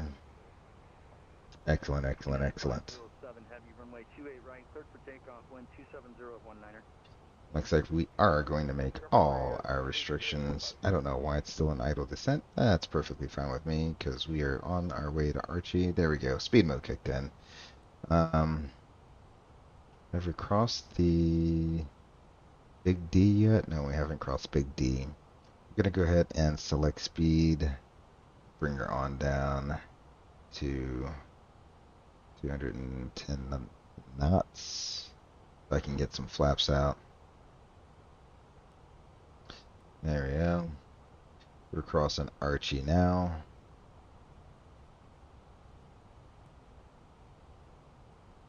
So next, we're clear for the approach. So Seepin is at 3,000 feet. So I'm gonna go ahead and set 3,000. Manage it on up so that it will keep going down in a managed mode. Review Fenix -10 flaps 1 speed verify. There we go.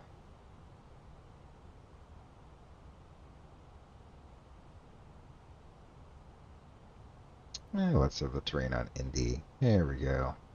Oh, I like throwing that terrain on Indy and seeing all the water pop up on there. Look at this. The sun reflecting right off of the San Francisco Bay. Ah, beautiful. Absolutely beautiful. You got San Jose down here. Silicon Valley. That's where you get all the tech companies. I wonder if we'd ever be able to find like, oh, what field is that? I wonder what field that is. Almost looks like a professional field. I wonder if we could like flight VFR around here one day and like find like where Apple and Google, if they're actually like modeled in this. All right, we're leveling here at 6,000 feet. Actually, we just crossed that one. We'll keep going. So we got 5,000 at or above 5,000 at GER. Pop just a little bit of speed brakes out. so we can get the airplane back down on profile. There. Look at that. Absolutely beautiful, chat. Absolutely beautiful. Can we do MMMX? I think that's Mexico City, I think. To Houston. Yeah, Mexico City to Houston. And that might be on my list. I don't have a Mexico City scenery or Houston scenery. But that is a good idea. I will take that in consideration. Thank you very much, Max Racing. I know you live in Houston, so that would be a good stream for you for sure. Radar contact on the maintain flight level 350.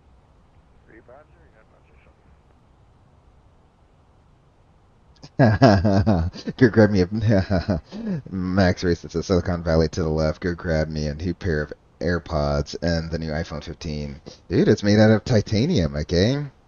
It's made out of titanium. You'll never break that iPhone, all right? Speaking of which, I definitely got to go get myself a new iPhone. Let's go ahead and slow you up. We are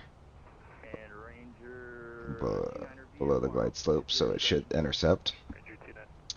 Because the back of my phone cracked. I got a iPhone 13. I got a Pro Max, 13 Pro Max, and the back cracked. It's like completely shattered. I'm afraid to take it out of its case now, because I don't want any shards to fall off. So now I gotta go send that one in. You know, I had been trading in my phones and getting the value back from it, but now I just lost value out of this phone. So there goes that. Thanks, Apple. Appreciate it. Taxi runway 1 left via Alpha Mike 1. Alrighty. Don't start doing that again. I'm glad I wasn't the only one that heard that. Like, jeez, my ears. Alright, there we go. Glide slope is captured. We can set the missed approach altitude. That is 3,000 feet. Ooh, look at there. Already set. Excellent. Bring you into 10-mile range. Sweet deal. And I'm at 190 knots. Let's slow it up to 170 knots there. Excellent. Rear Fenix minus 10. Now flaps 2. Speed verified. Flaps 2. There we go.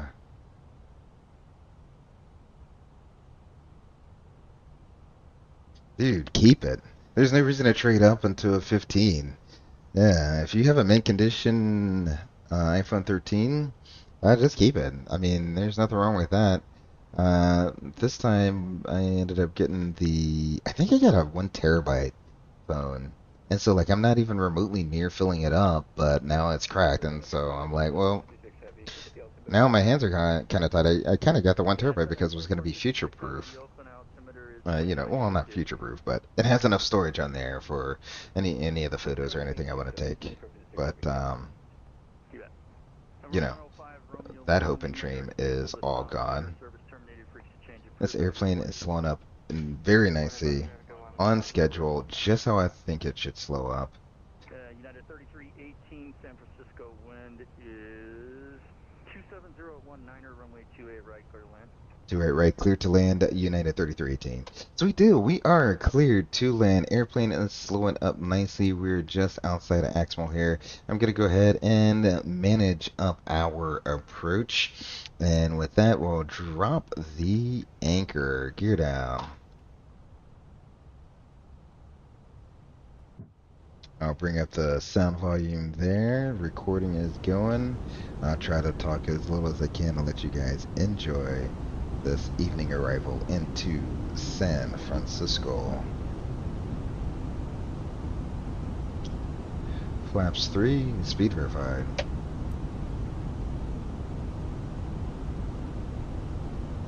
And review Fenix minus 10, flaps full. Speed verified before landing checklist. Altimeters, we get 282 and 1600. Engine mode is normed. Landing gear. Down through green. ECAM-MO. Landing no blue. Before landing checklist is complete.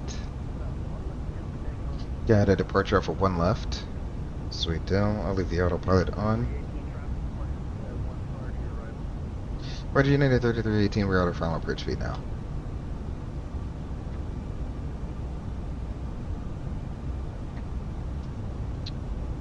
Alrighty. We will let... That's kind of hard to see with the sun right in your face. Whew. This needs to get on X-plane level and put some sunglasses on. I really need it. Alright. So, there you go. 1,000.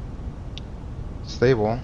I don't... It's really hard to see anyone. I'm just believing, hopefully, we'll see an airplane rocket out over here somewhere pretty shortly. And that's how we'll know we have the runway and the airport to land on. Ground speed mini isn't really increasing our ground speed that much. I thought with a headwind like this it would increase our ground speed a lot more. It's not really working that hard.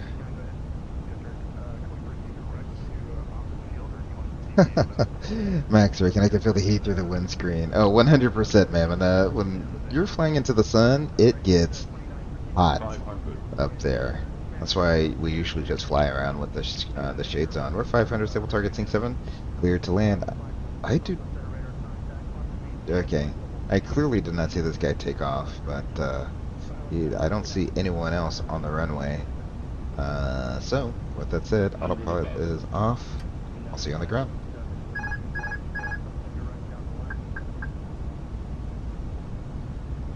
Minimum 100. Glide slow. Glide slow.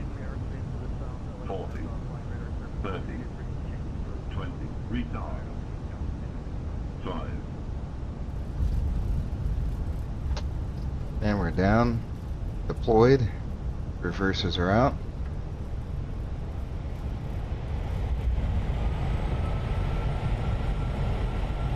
Alrighty, 80. Going to min reverse. There we go. 60. Auto brakes are off. Going to manual braking. And it looks like I can make whatever this turn. Oh, wow, that's a runway. Nope.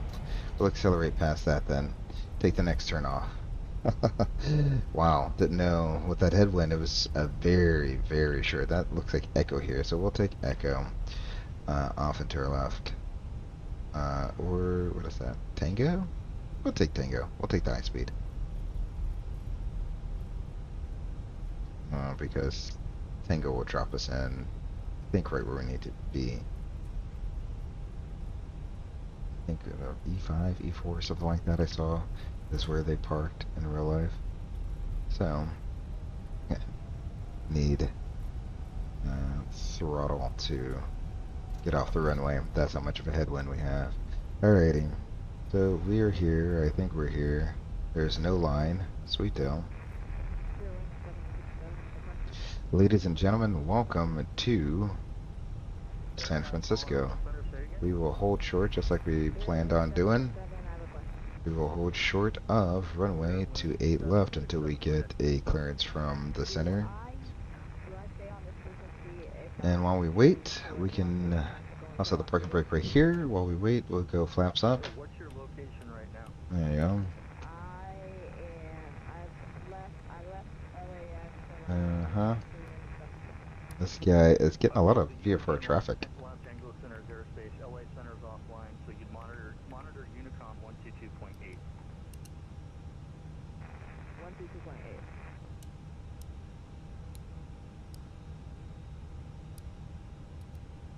122.8. Alrighty, all that's done. I'll query him and see if he wants me to cross.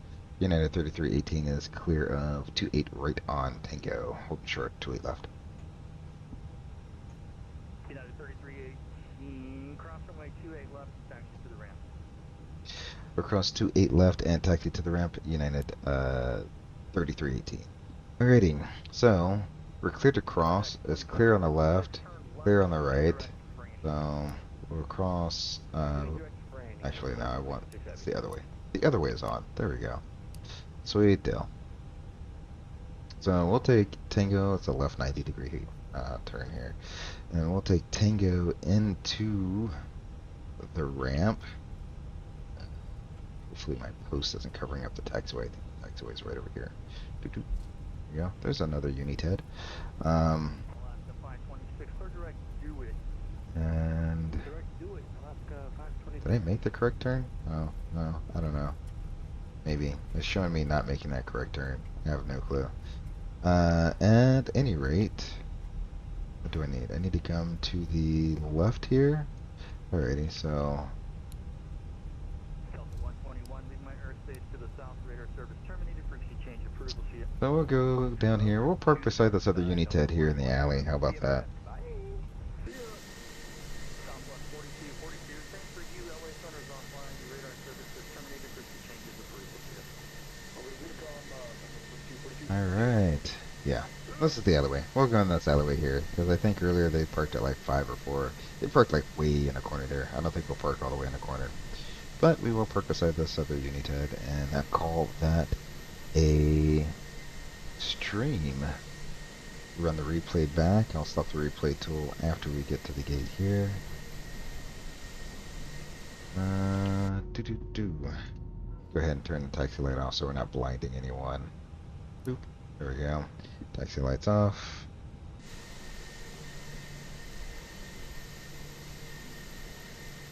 And we'll swing it on into gate 7 here. Or whatever it says. Looks like it has a different number on the terminal. Like gate 61, but it says E7. Okay. I'm very confused.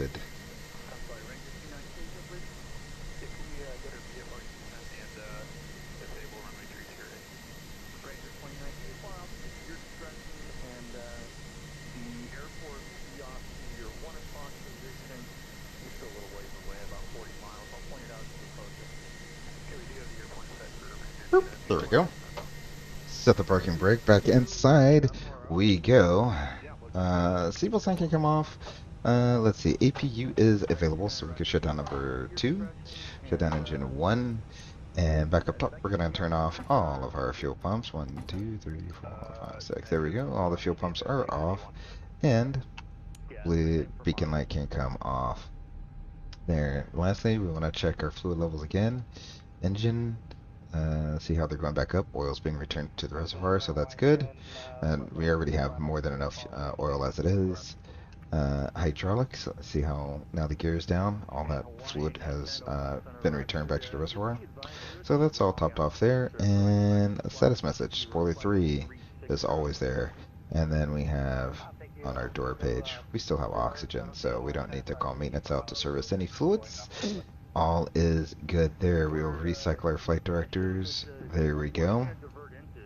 And let's go ahead and begin the deboarding process. And we can run through a shutdown checklist real quick. We got parking brake is on and checked. Engine master's off. Engine mode norm.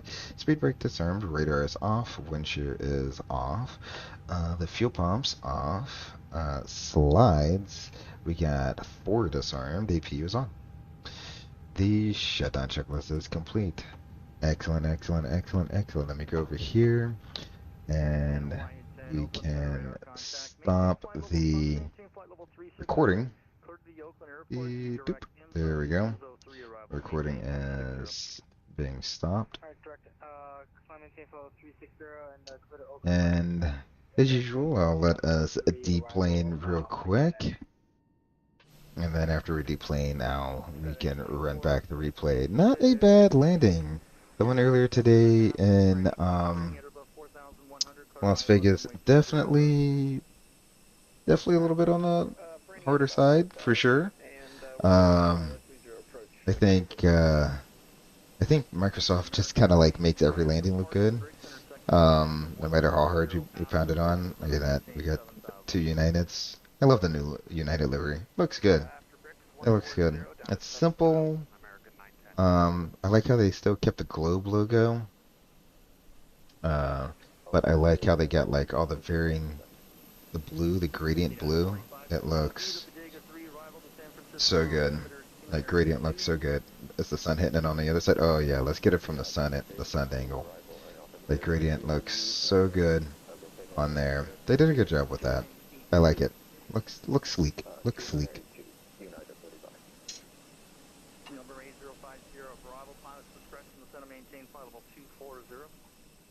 And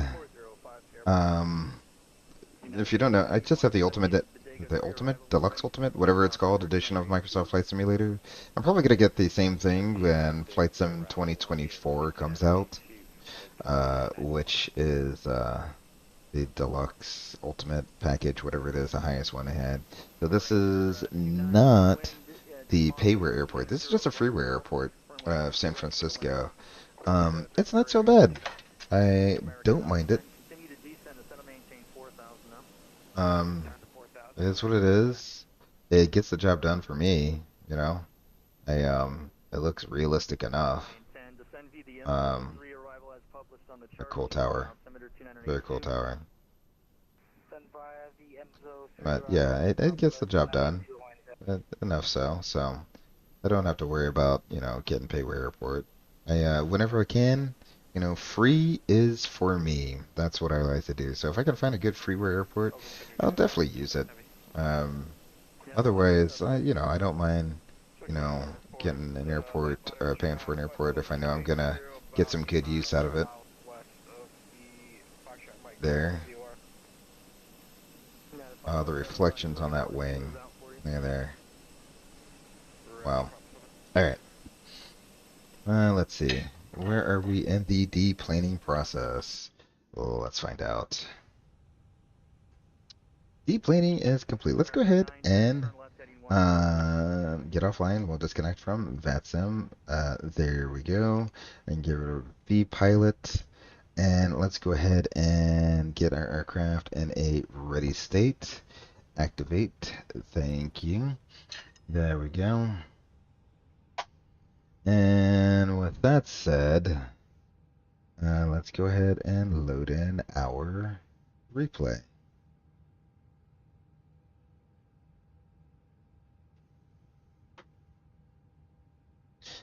There we go, and play. Boop. There we go. I know. You're gonna be seeing some stuff. Gonna be seeing some stuffs and things. Alright, so let it finish having its little freak out here. Alrighty. That is all. I think it's done having its little freak out. Yep, there we go. So let's go ahead and we'll fast forward it a little bit. There we go. Bye, Apple. Bye, Apple. Alrighty. Here we are. Well, we'll take it in from there. Actually, I might bring it a little bit closer. Oh, there we go. Oh, wow. Look at that. That looks beautiful down there. I don't even know. I don't know where that is, but that just looks like a beautiful community on the water right there. Max Racing, really enjoyed it. Can't wait to see this channel grow. Max Racing, thanks for joining me tonight. I really appreciate it. Watching the stream. I really hope you enjoy the content. I really appreciate it. Yeah, I'm looking forward to growing the channel as well. Right now, you know, just got about 40 subscribers, so, you know, still at the very beginning, but, you know, I'm really doing it to bring my love and passion for aviation, both aviation and flight sim, out to everyone. So I just love simming around. I was playing a different game one night, or I wasn't actually playing a game. I was just online on the Discord, watching someone else play, and he asked me. He was like, "Why do you play flight sim?" And he was like, "You already get the real thing, so it doesn't seem like that would really be doing anything for you." And I'm like, "Well, for me, it's not about like, am I getting anything out of it as much as like, yeah, other games like Call of Duty, like they were there, but like Flight Sim was like my first game, in terms of like getting into like hardcore gaming, hardcore simming. Like Flight Sim was the first one. Like I had a Nintendo before, I had the Sega before, but when we got a PC and when my dad purchased my first flight simulator, that was it. This is forever. The flight simulator genre will be like my forever gaming hobby.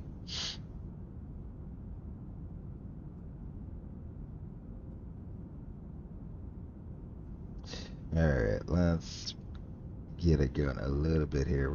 Oop, there we go. Boop, there we go. With the sun setting in the background, looks absolutely fantastic.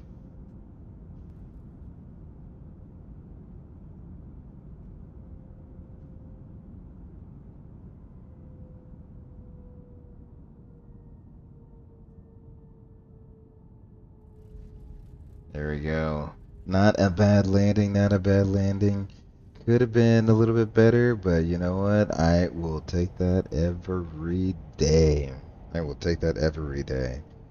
Let's go get another view. Oh, there's the bay right there. Looking out over the bay. Absolutely beautiful. I just love how the flaps do that little vibration right there. I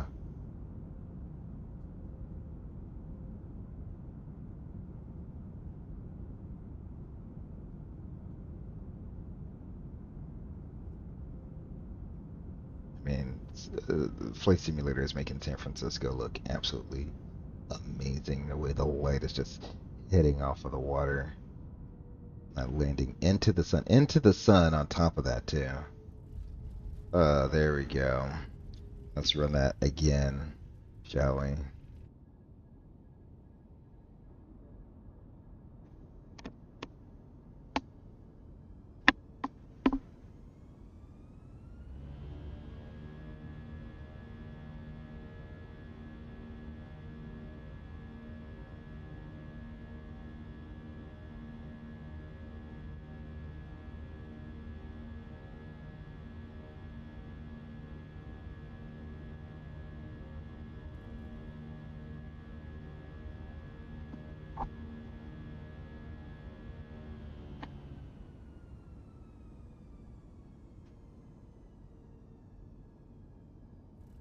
Oh yeah.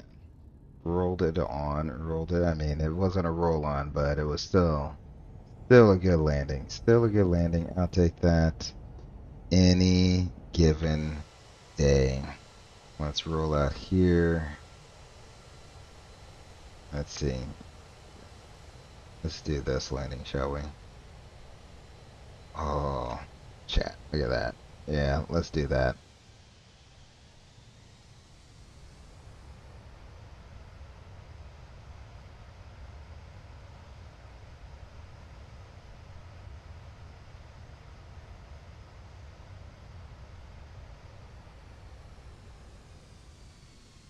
Yeah, just not even that much of a little float. But one wheel down, the other wheel down. Nice, nice. Take it back. I'll get right there. Let's switch it to the drone cam, shall we? Alright, let's see if I can get this right. Let's go right to where the pappies are. Look at the pappies right there.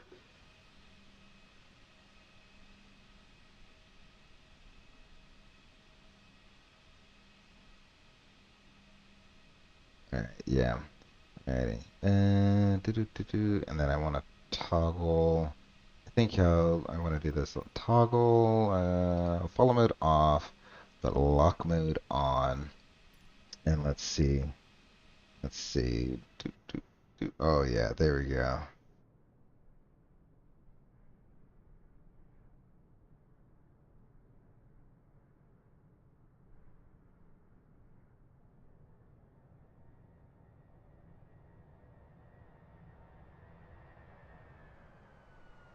See, I just dipped that one wing a little bit low. Oh, very nice. Very nice. Very nice. We'll come back. Let's pause that. Let's go back this way. Alrighty. And I'll undo that so that I don't get my drone lost somewhere in the middle of nowhere. There we go.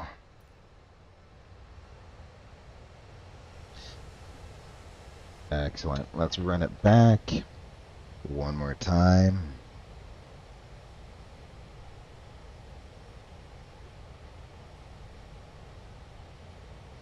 Alright, there we go. We will release it there.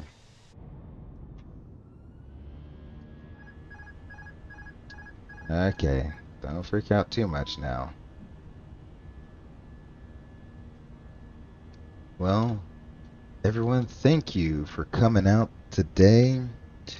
Spending a little bit of time with me. I really appreciate everyone who joined in on the stream today. Made it a great stream. Max Racing, thank you for coming out. Bigfoot Aviation, Beckron, thank you very much for coming out. Spend a little bit of time with me tonight. Look forward to talking to you guys again and seeing you in a future stream. To each and every one of my subscribers, thank you, thank you, thank you, thank you. Forever grateful for each and every subscribe. It gives me the motivation to keep going down this road, and I'll try to grow the channel as much as I can and bring as much as my love into Flight Sim that you all also have for Flight Sim. Until I see you in the next video, take care of yourselves and each other. Peace.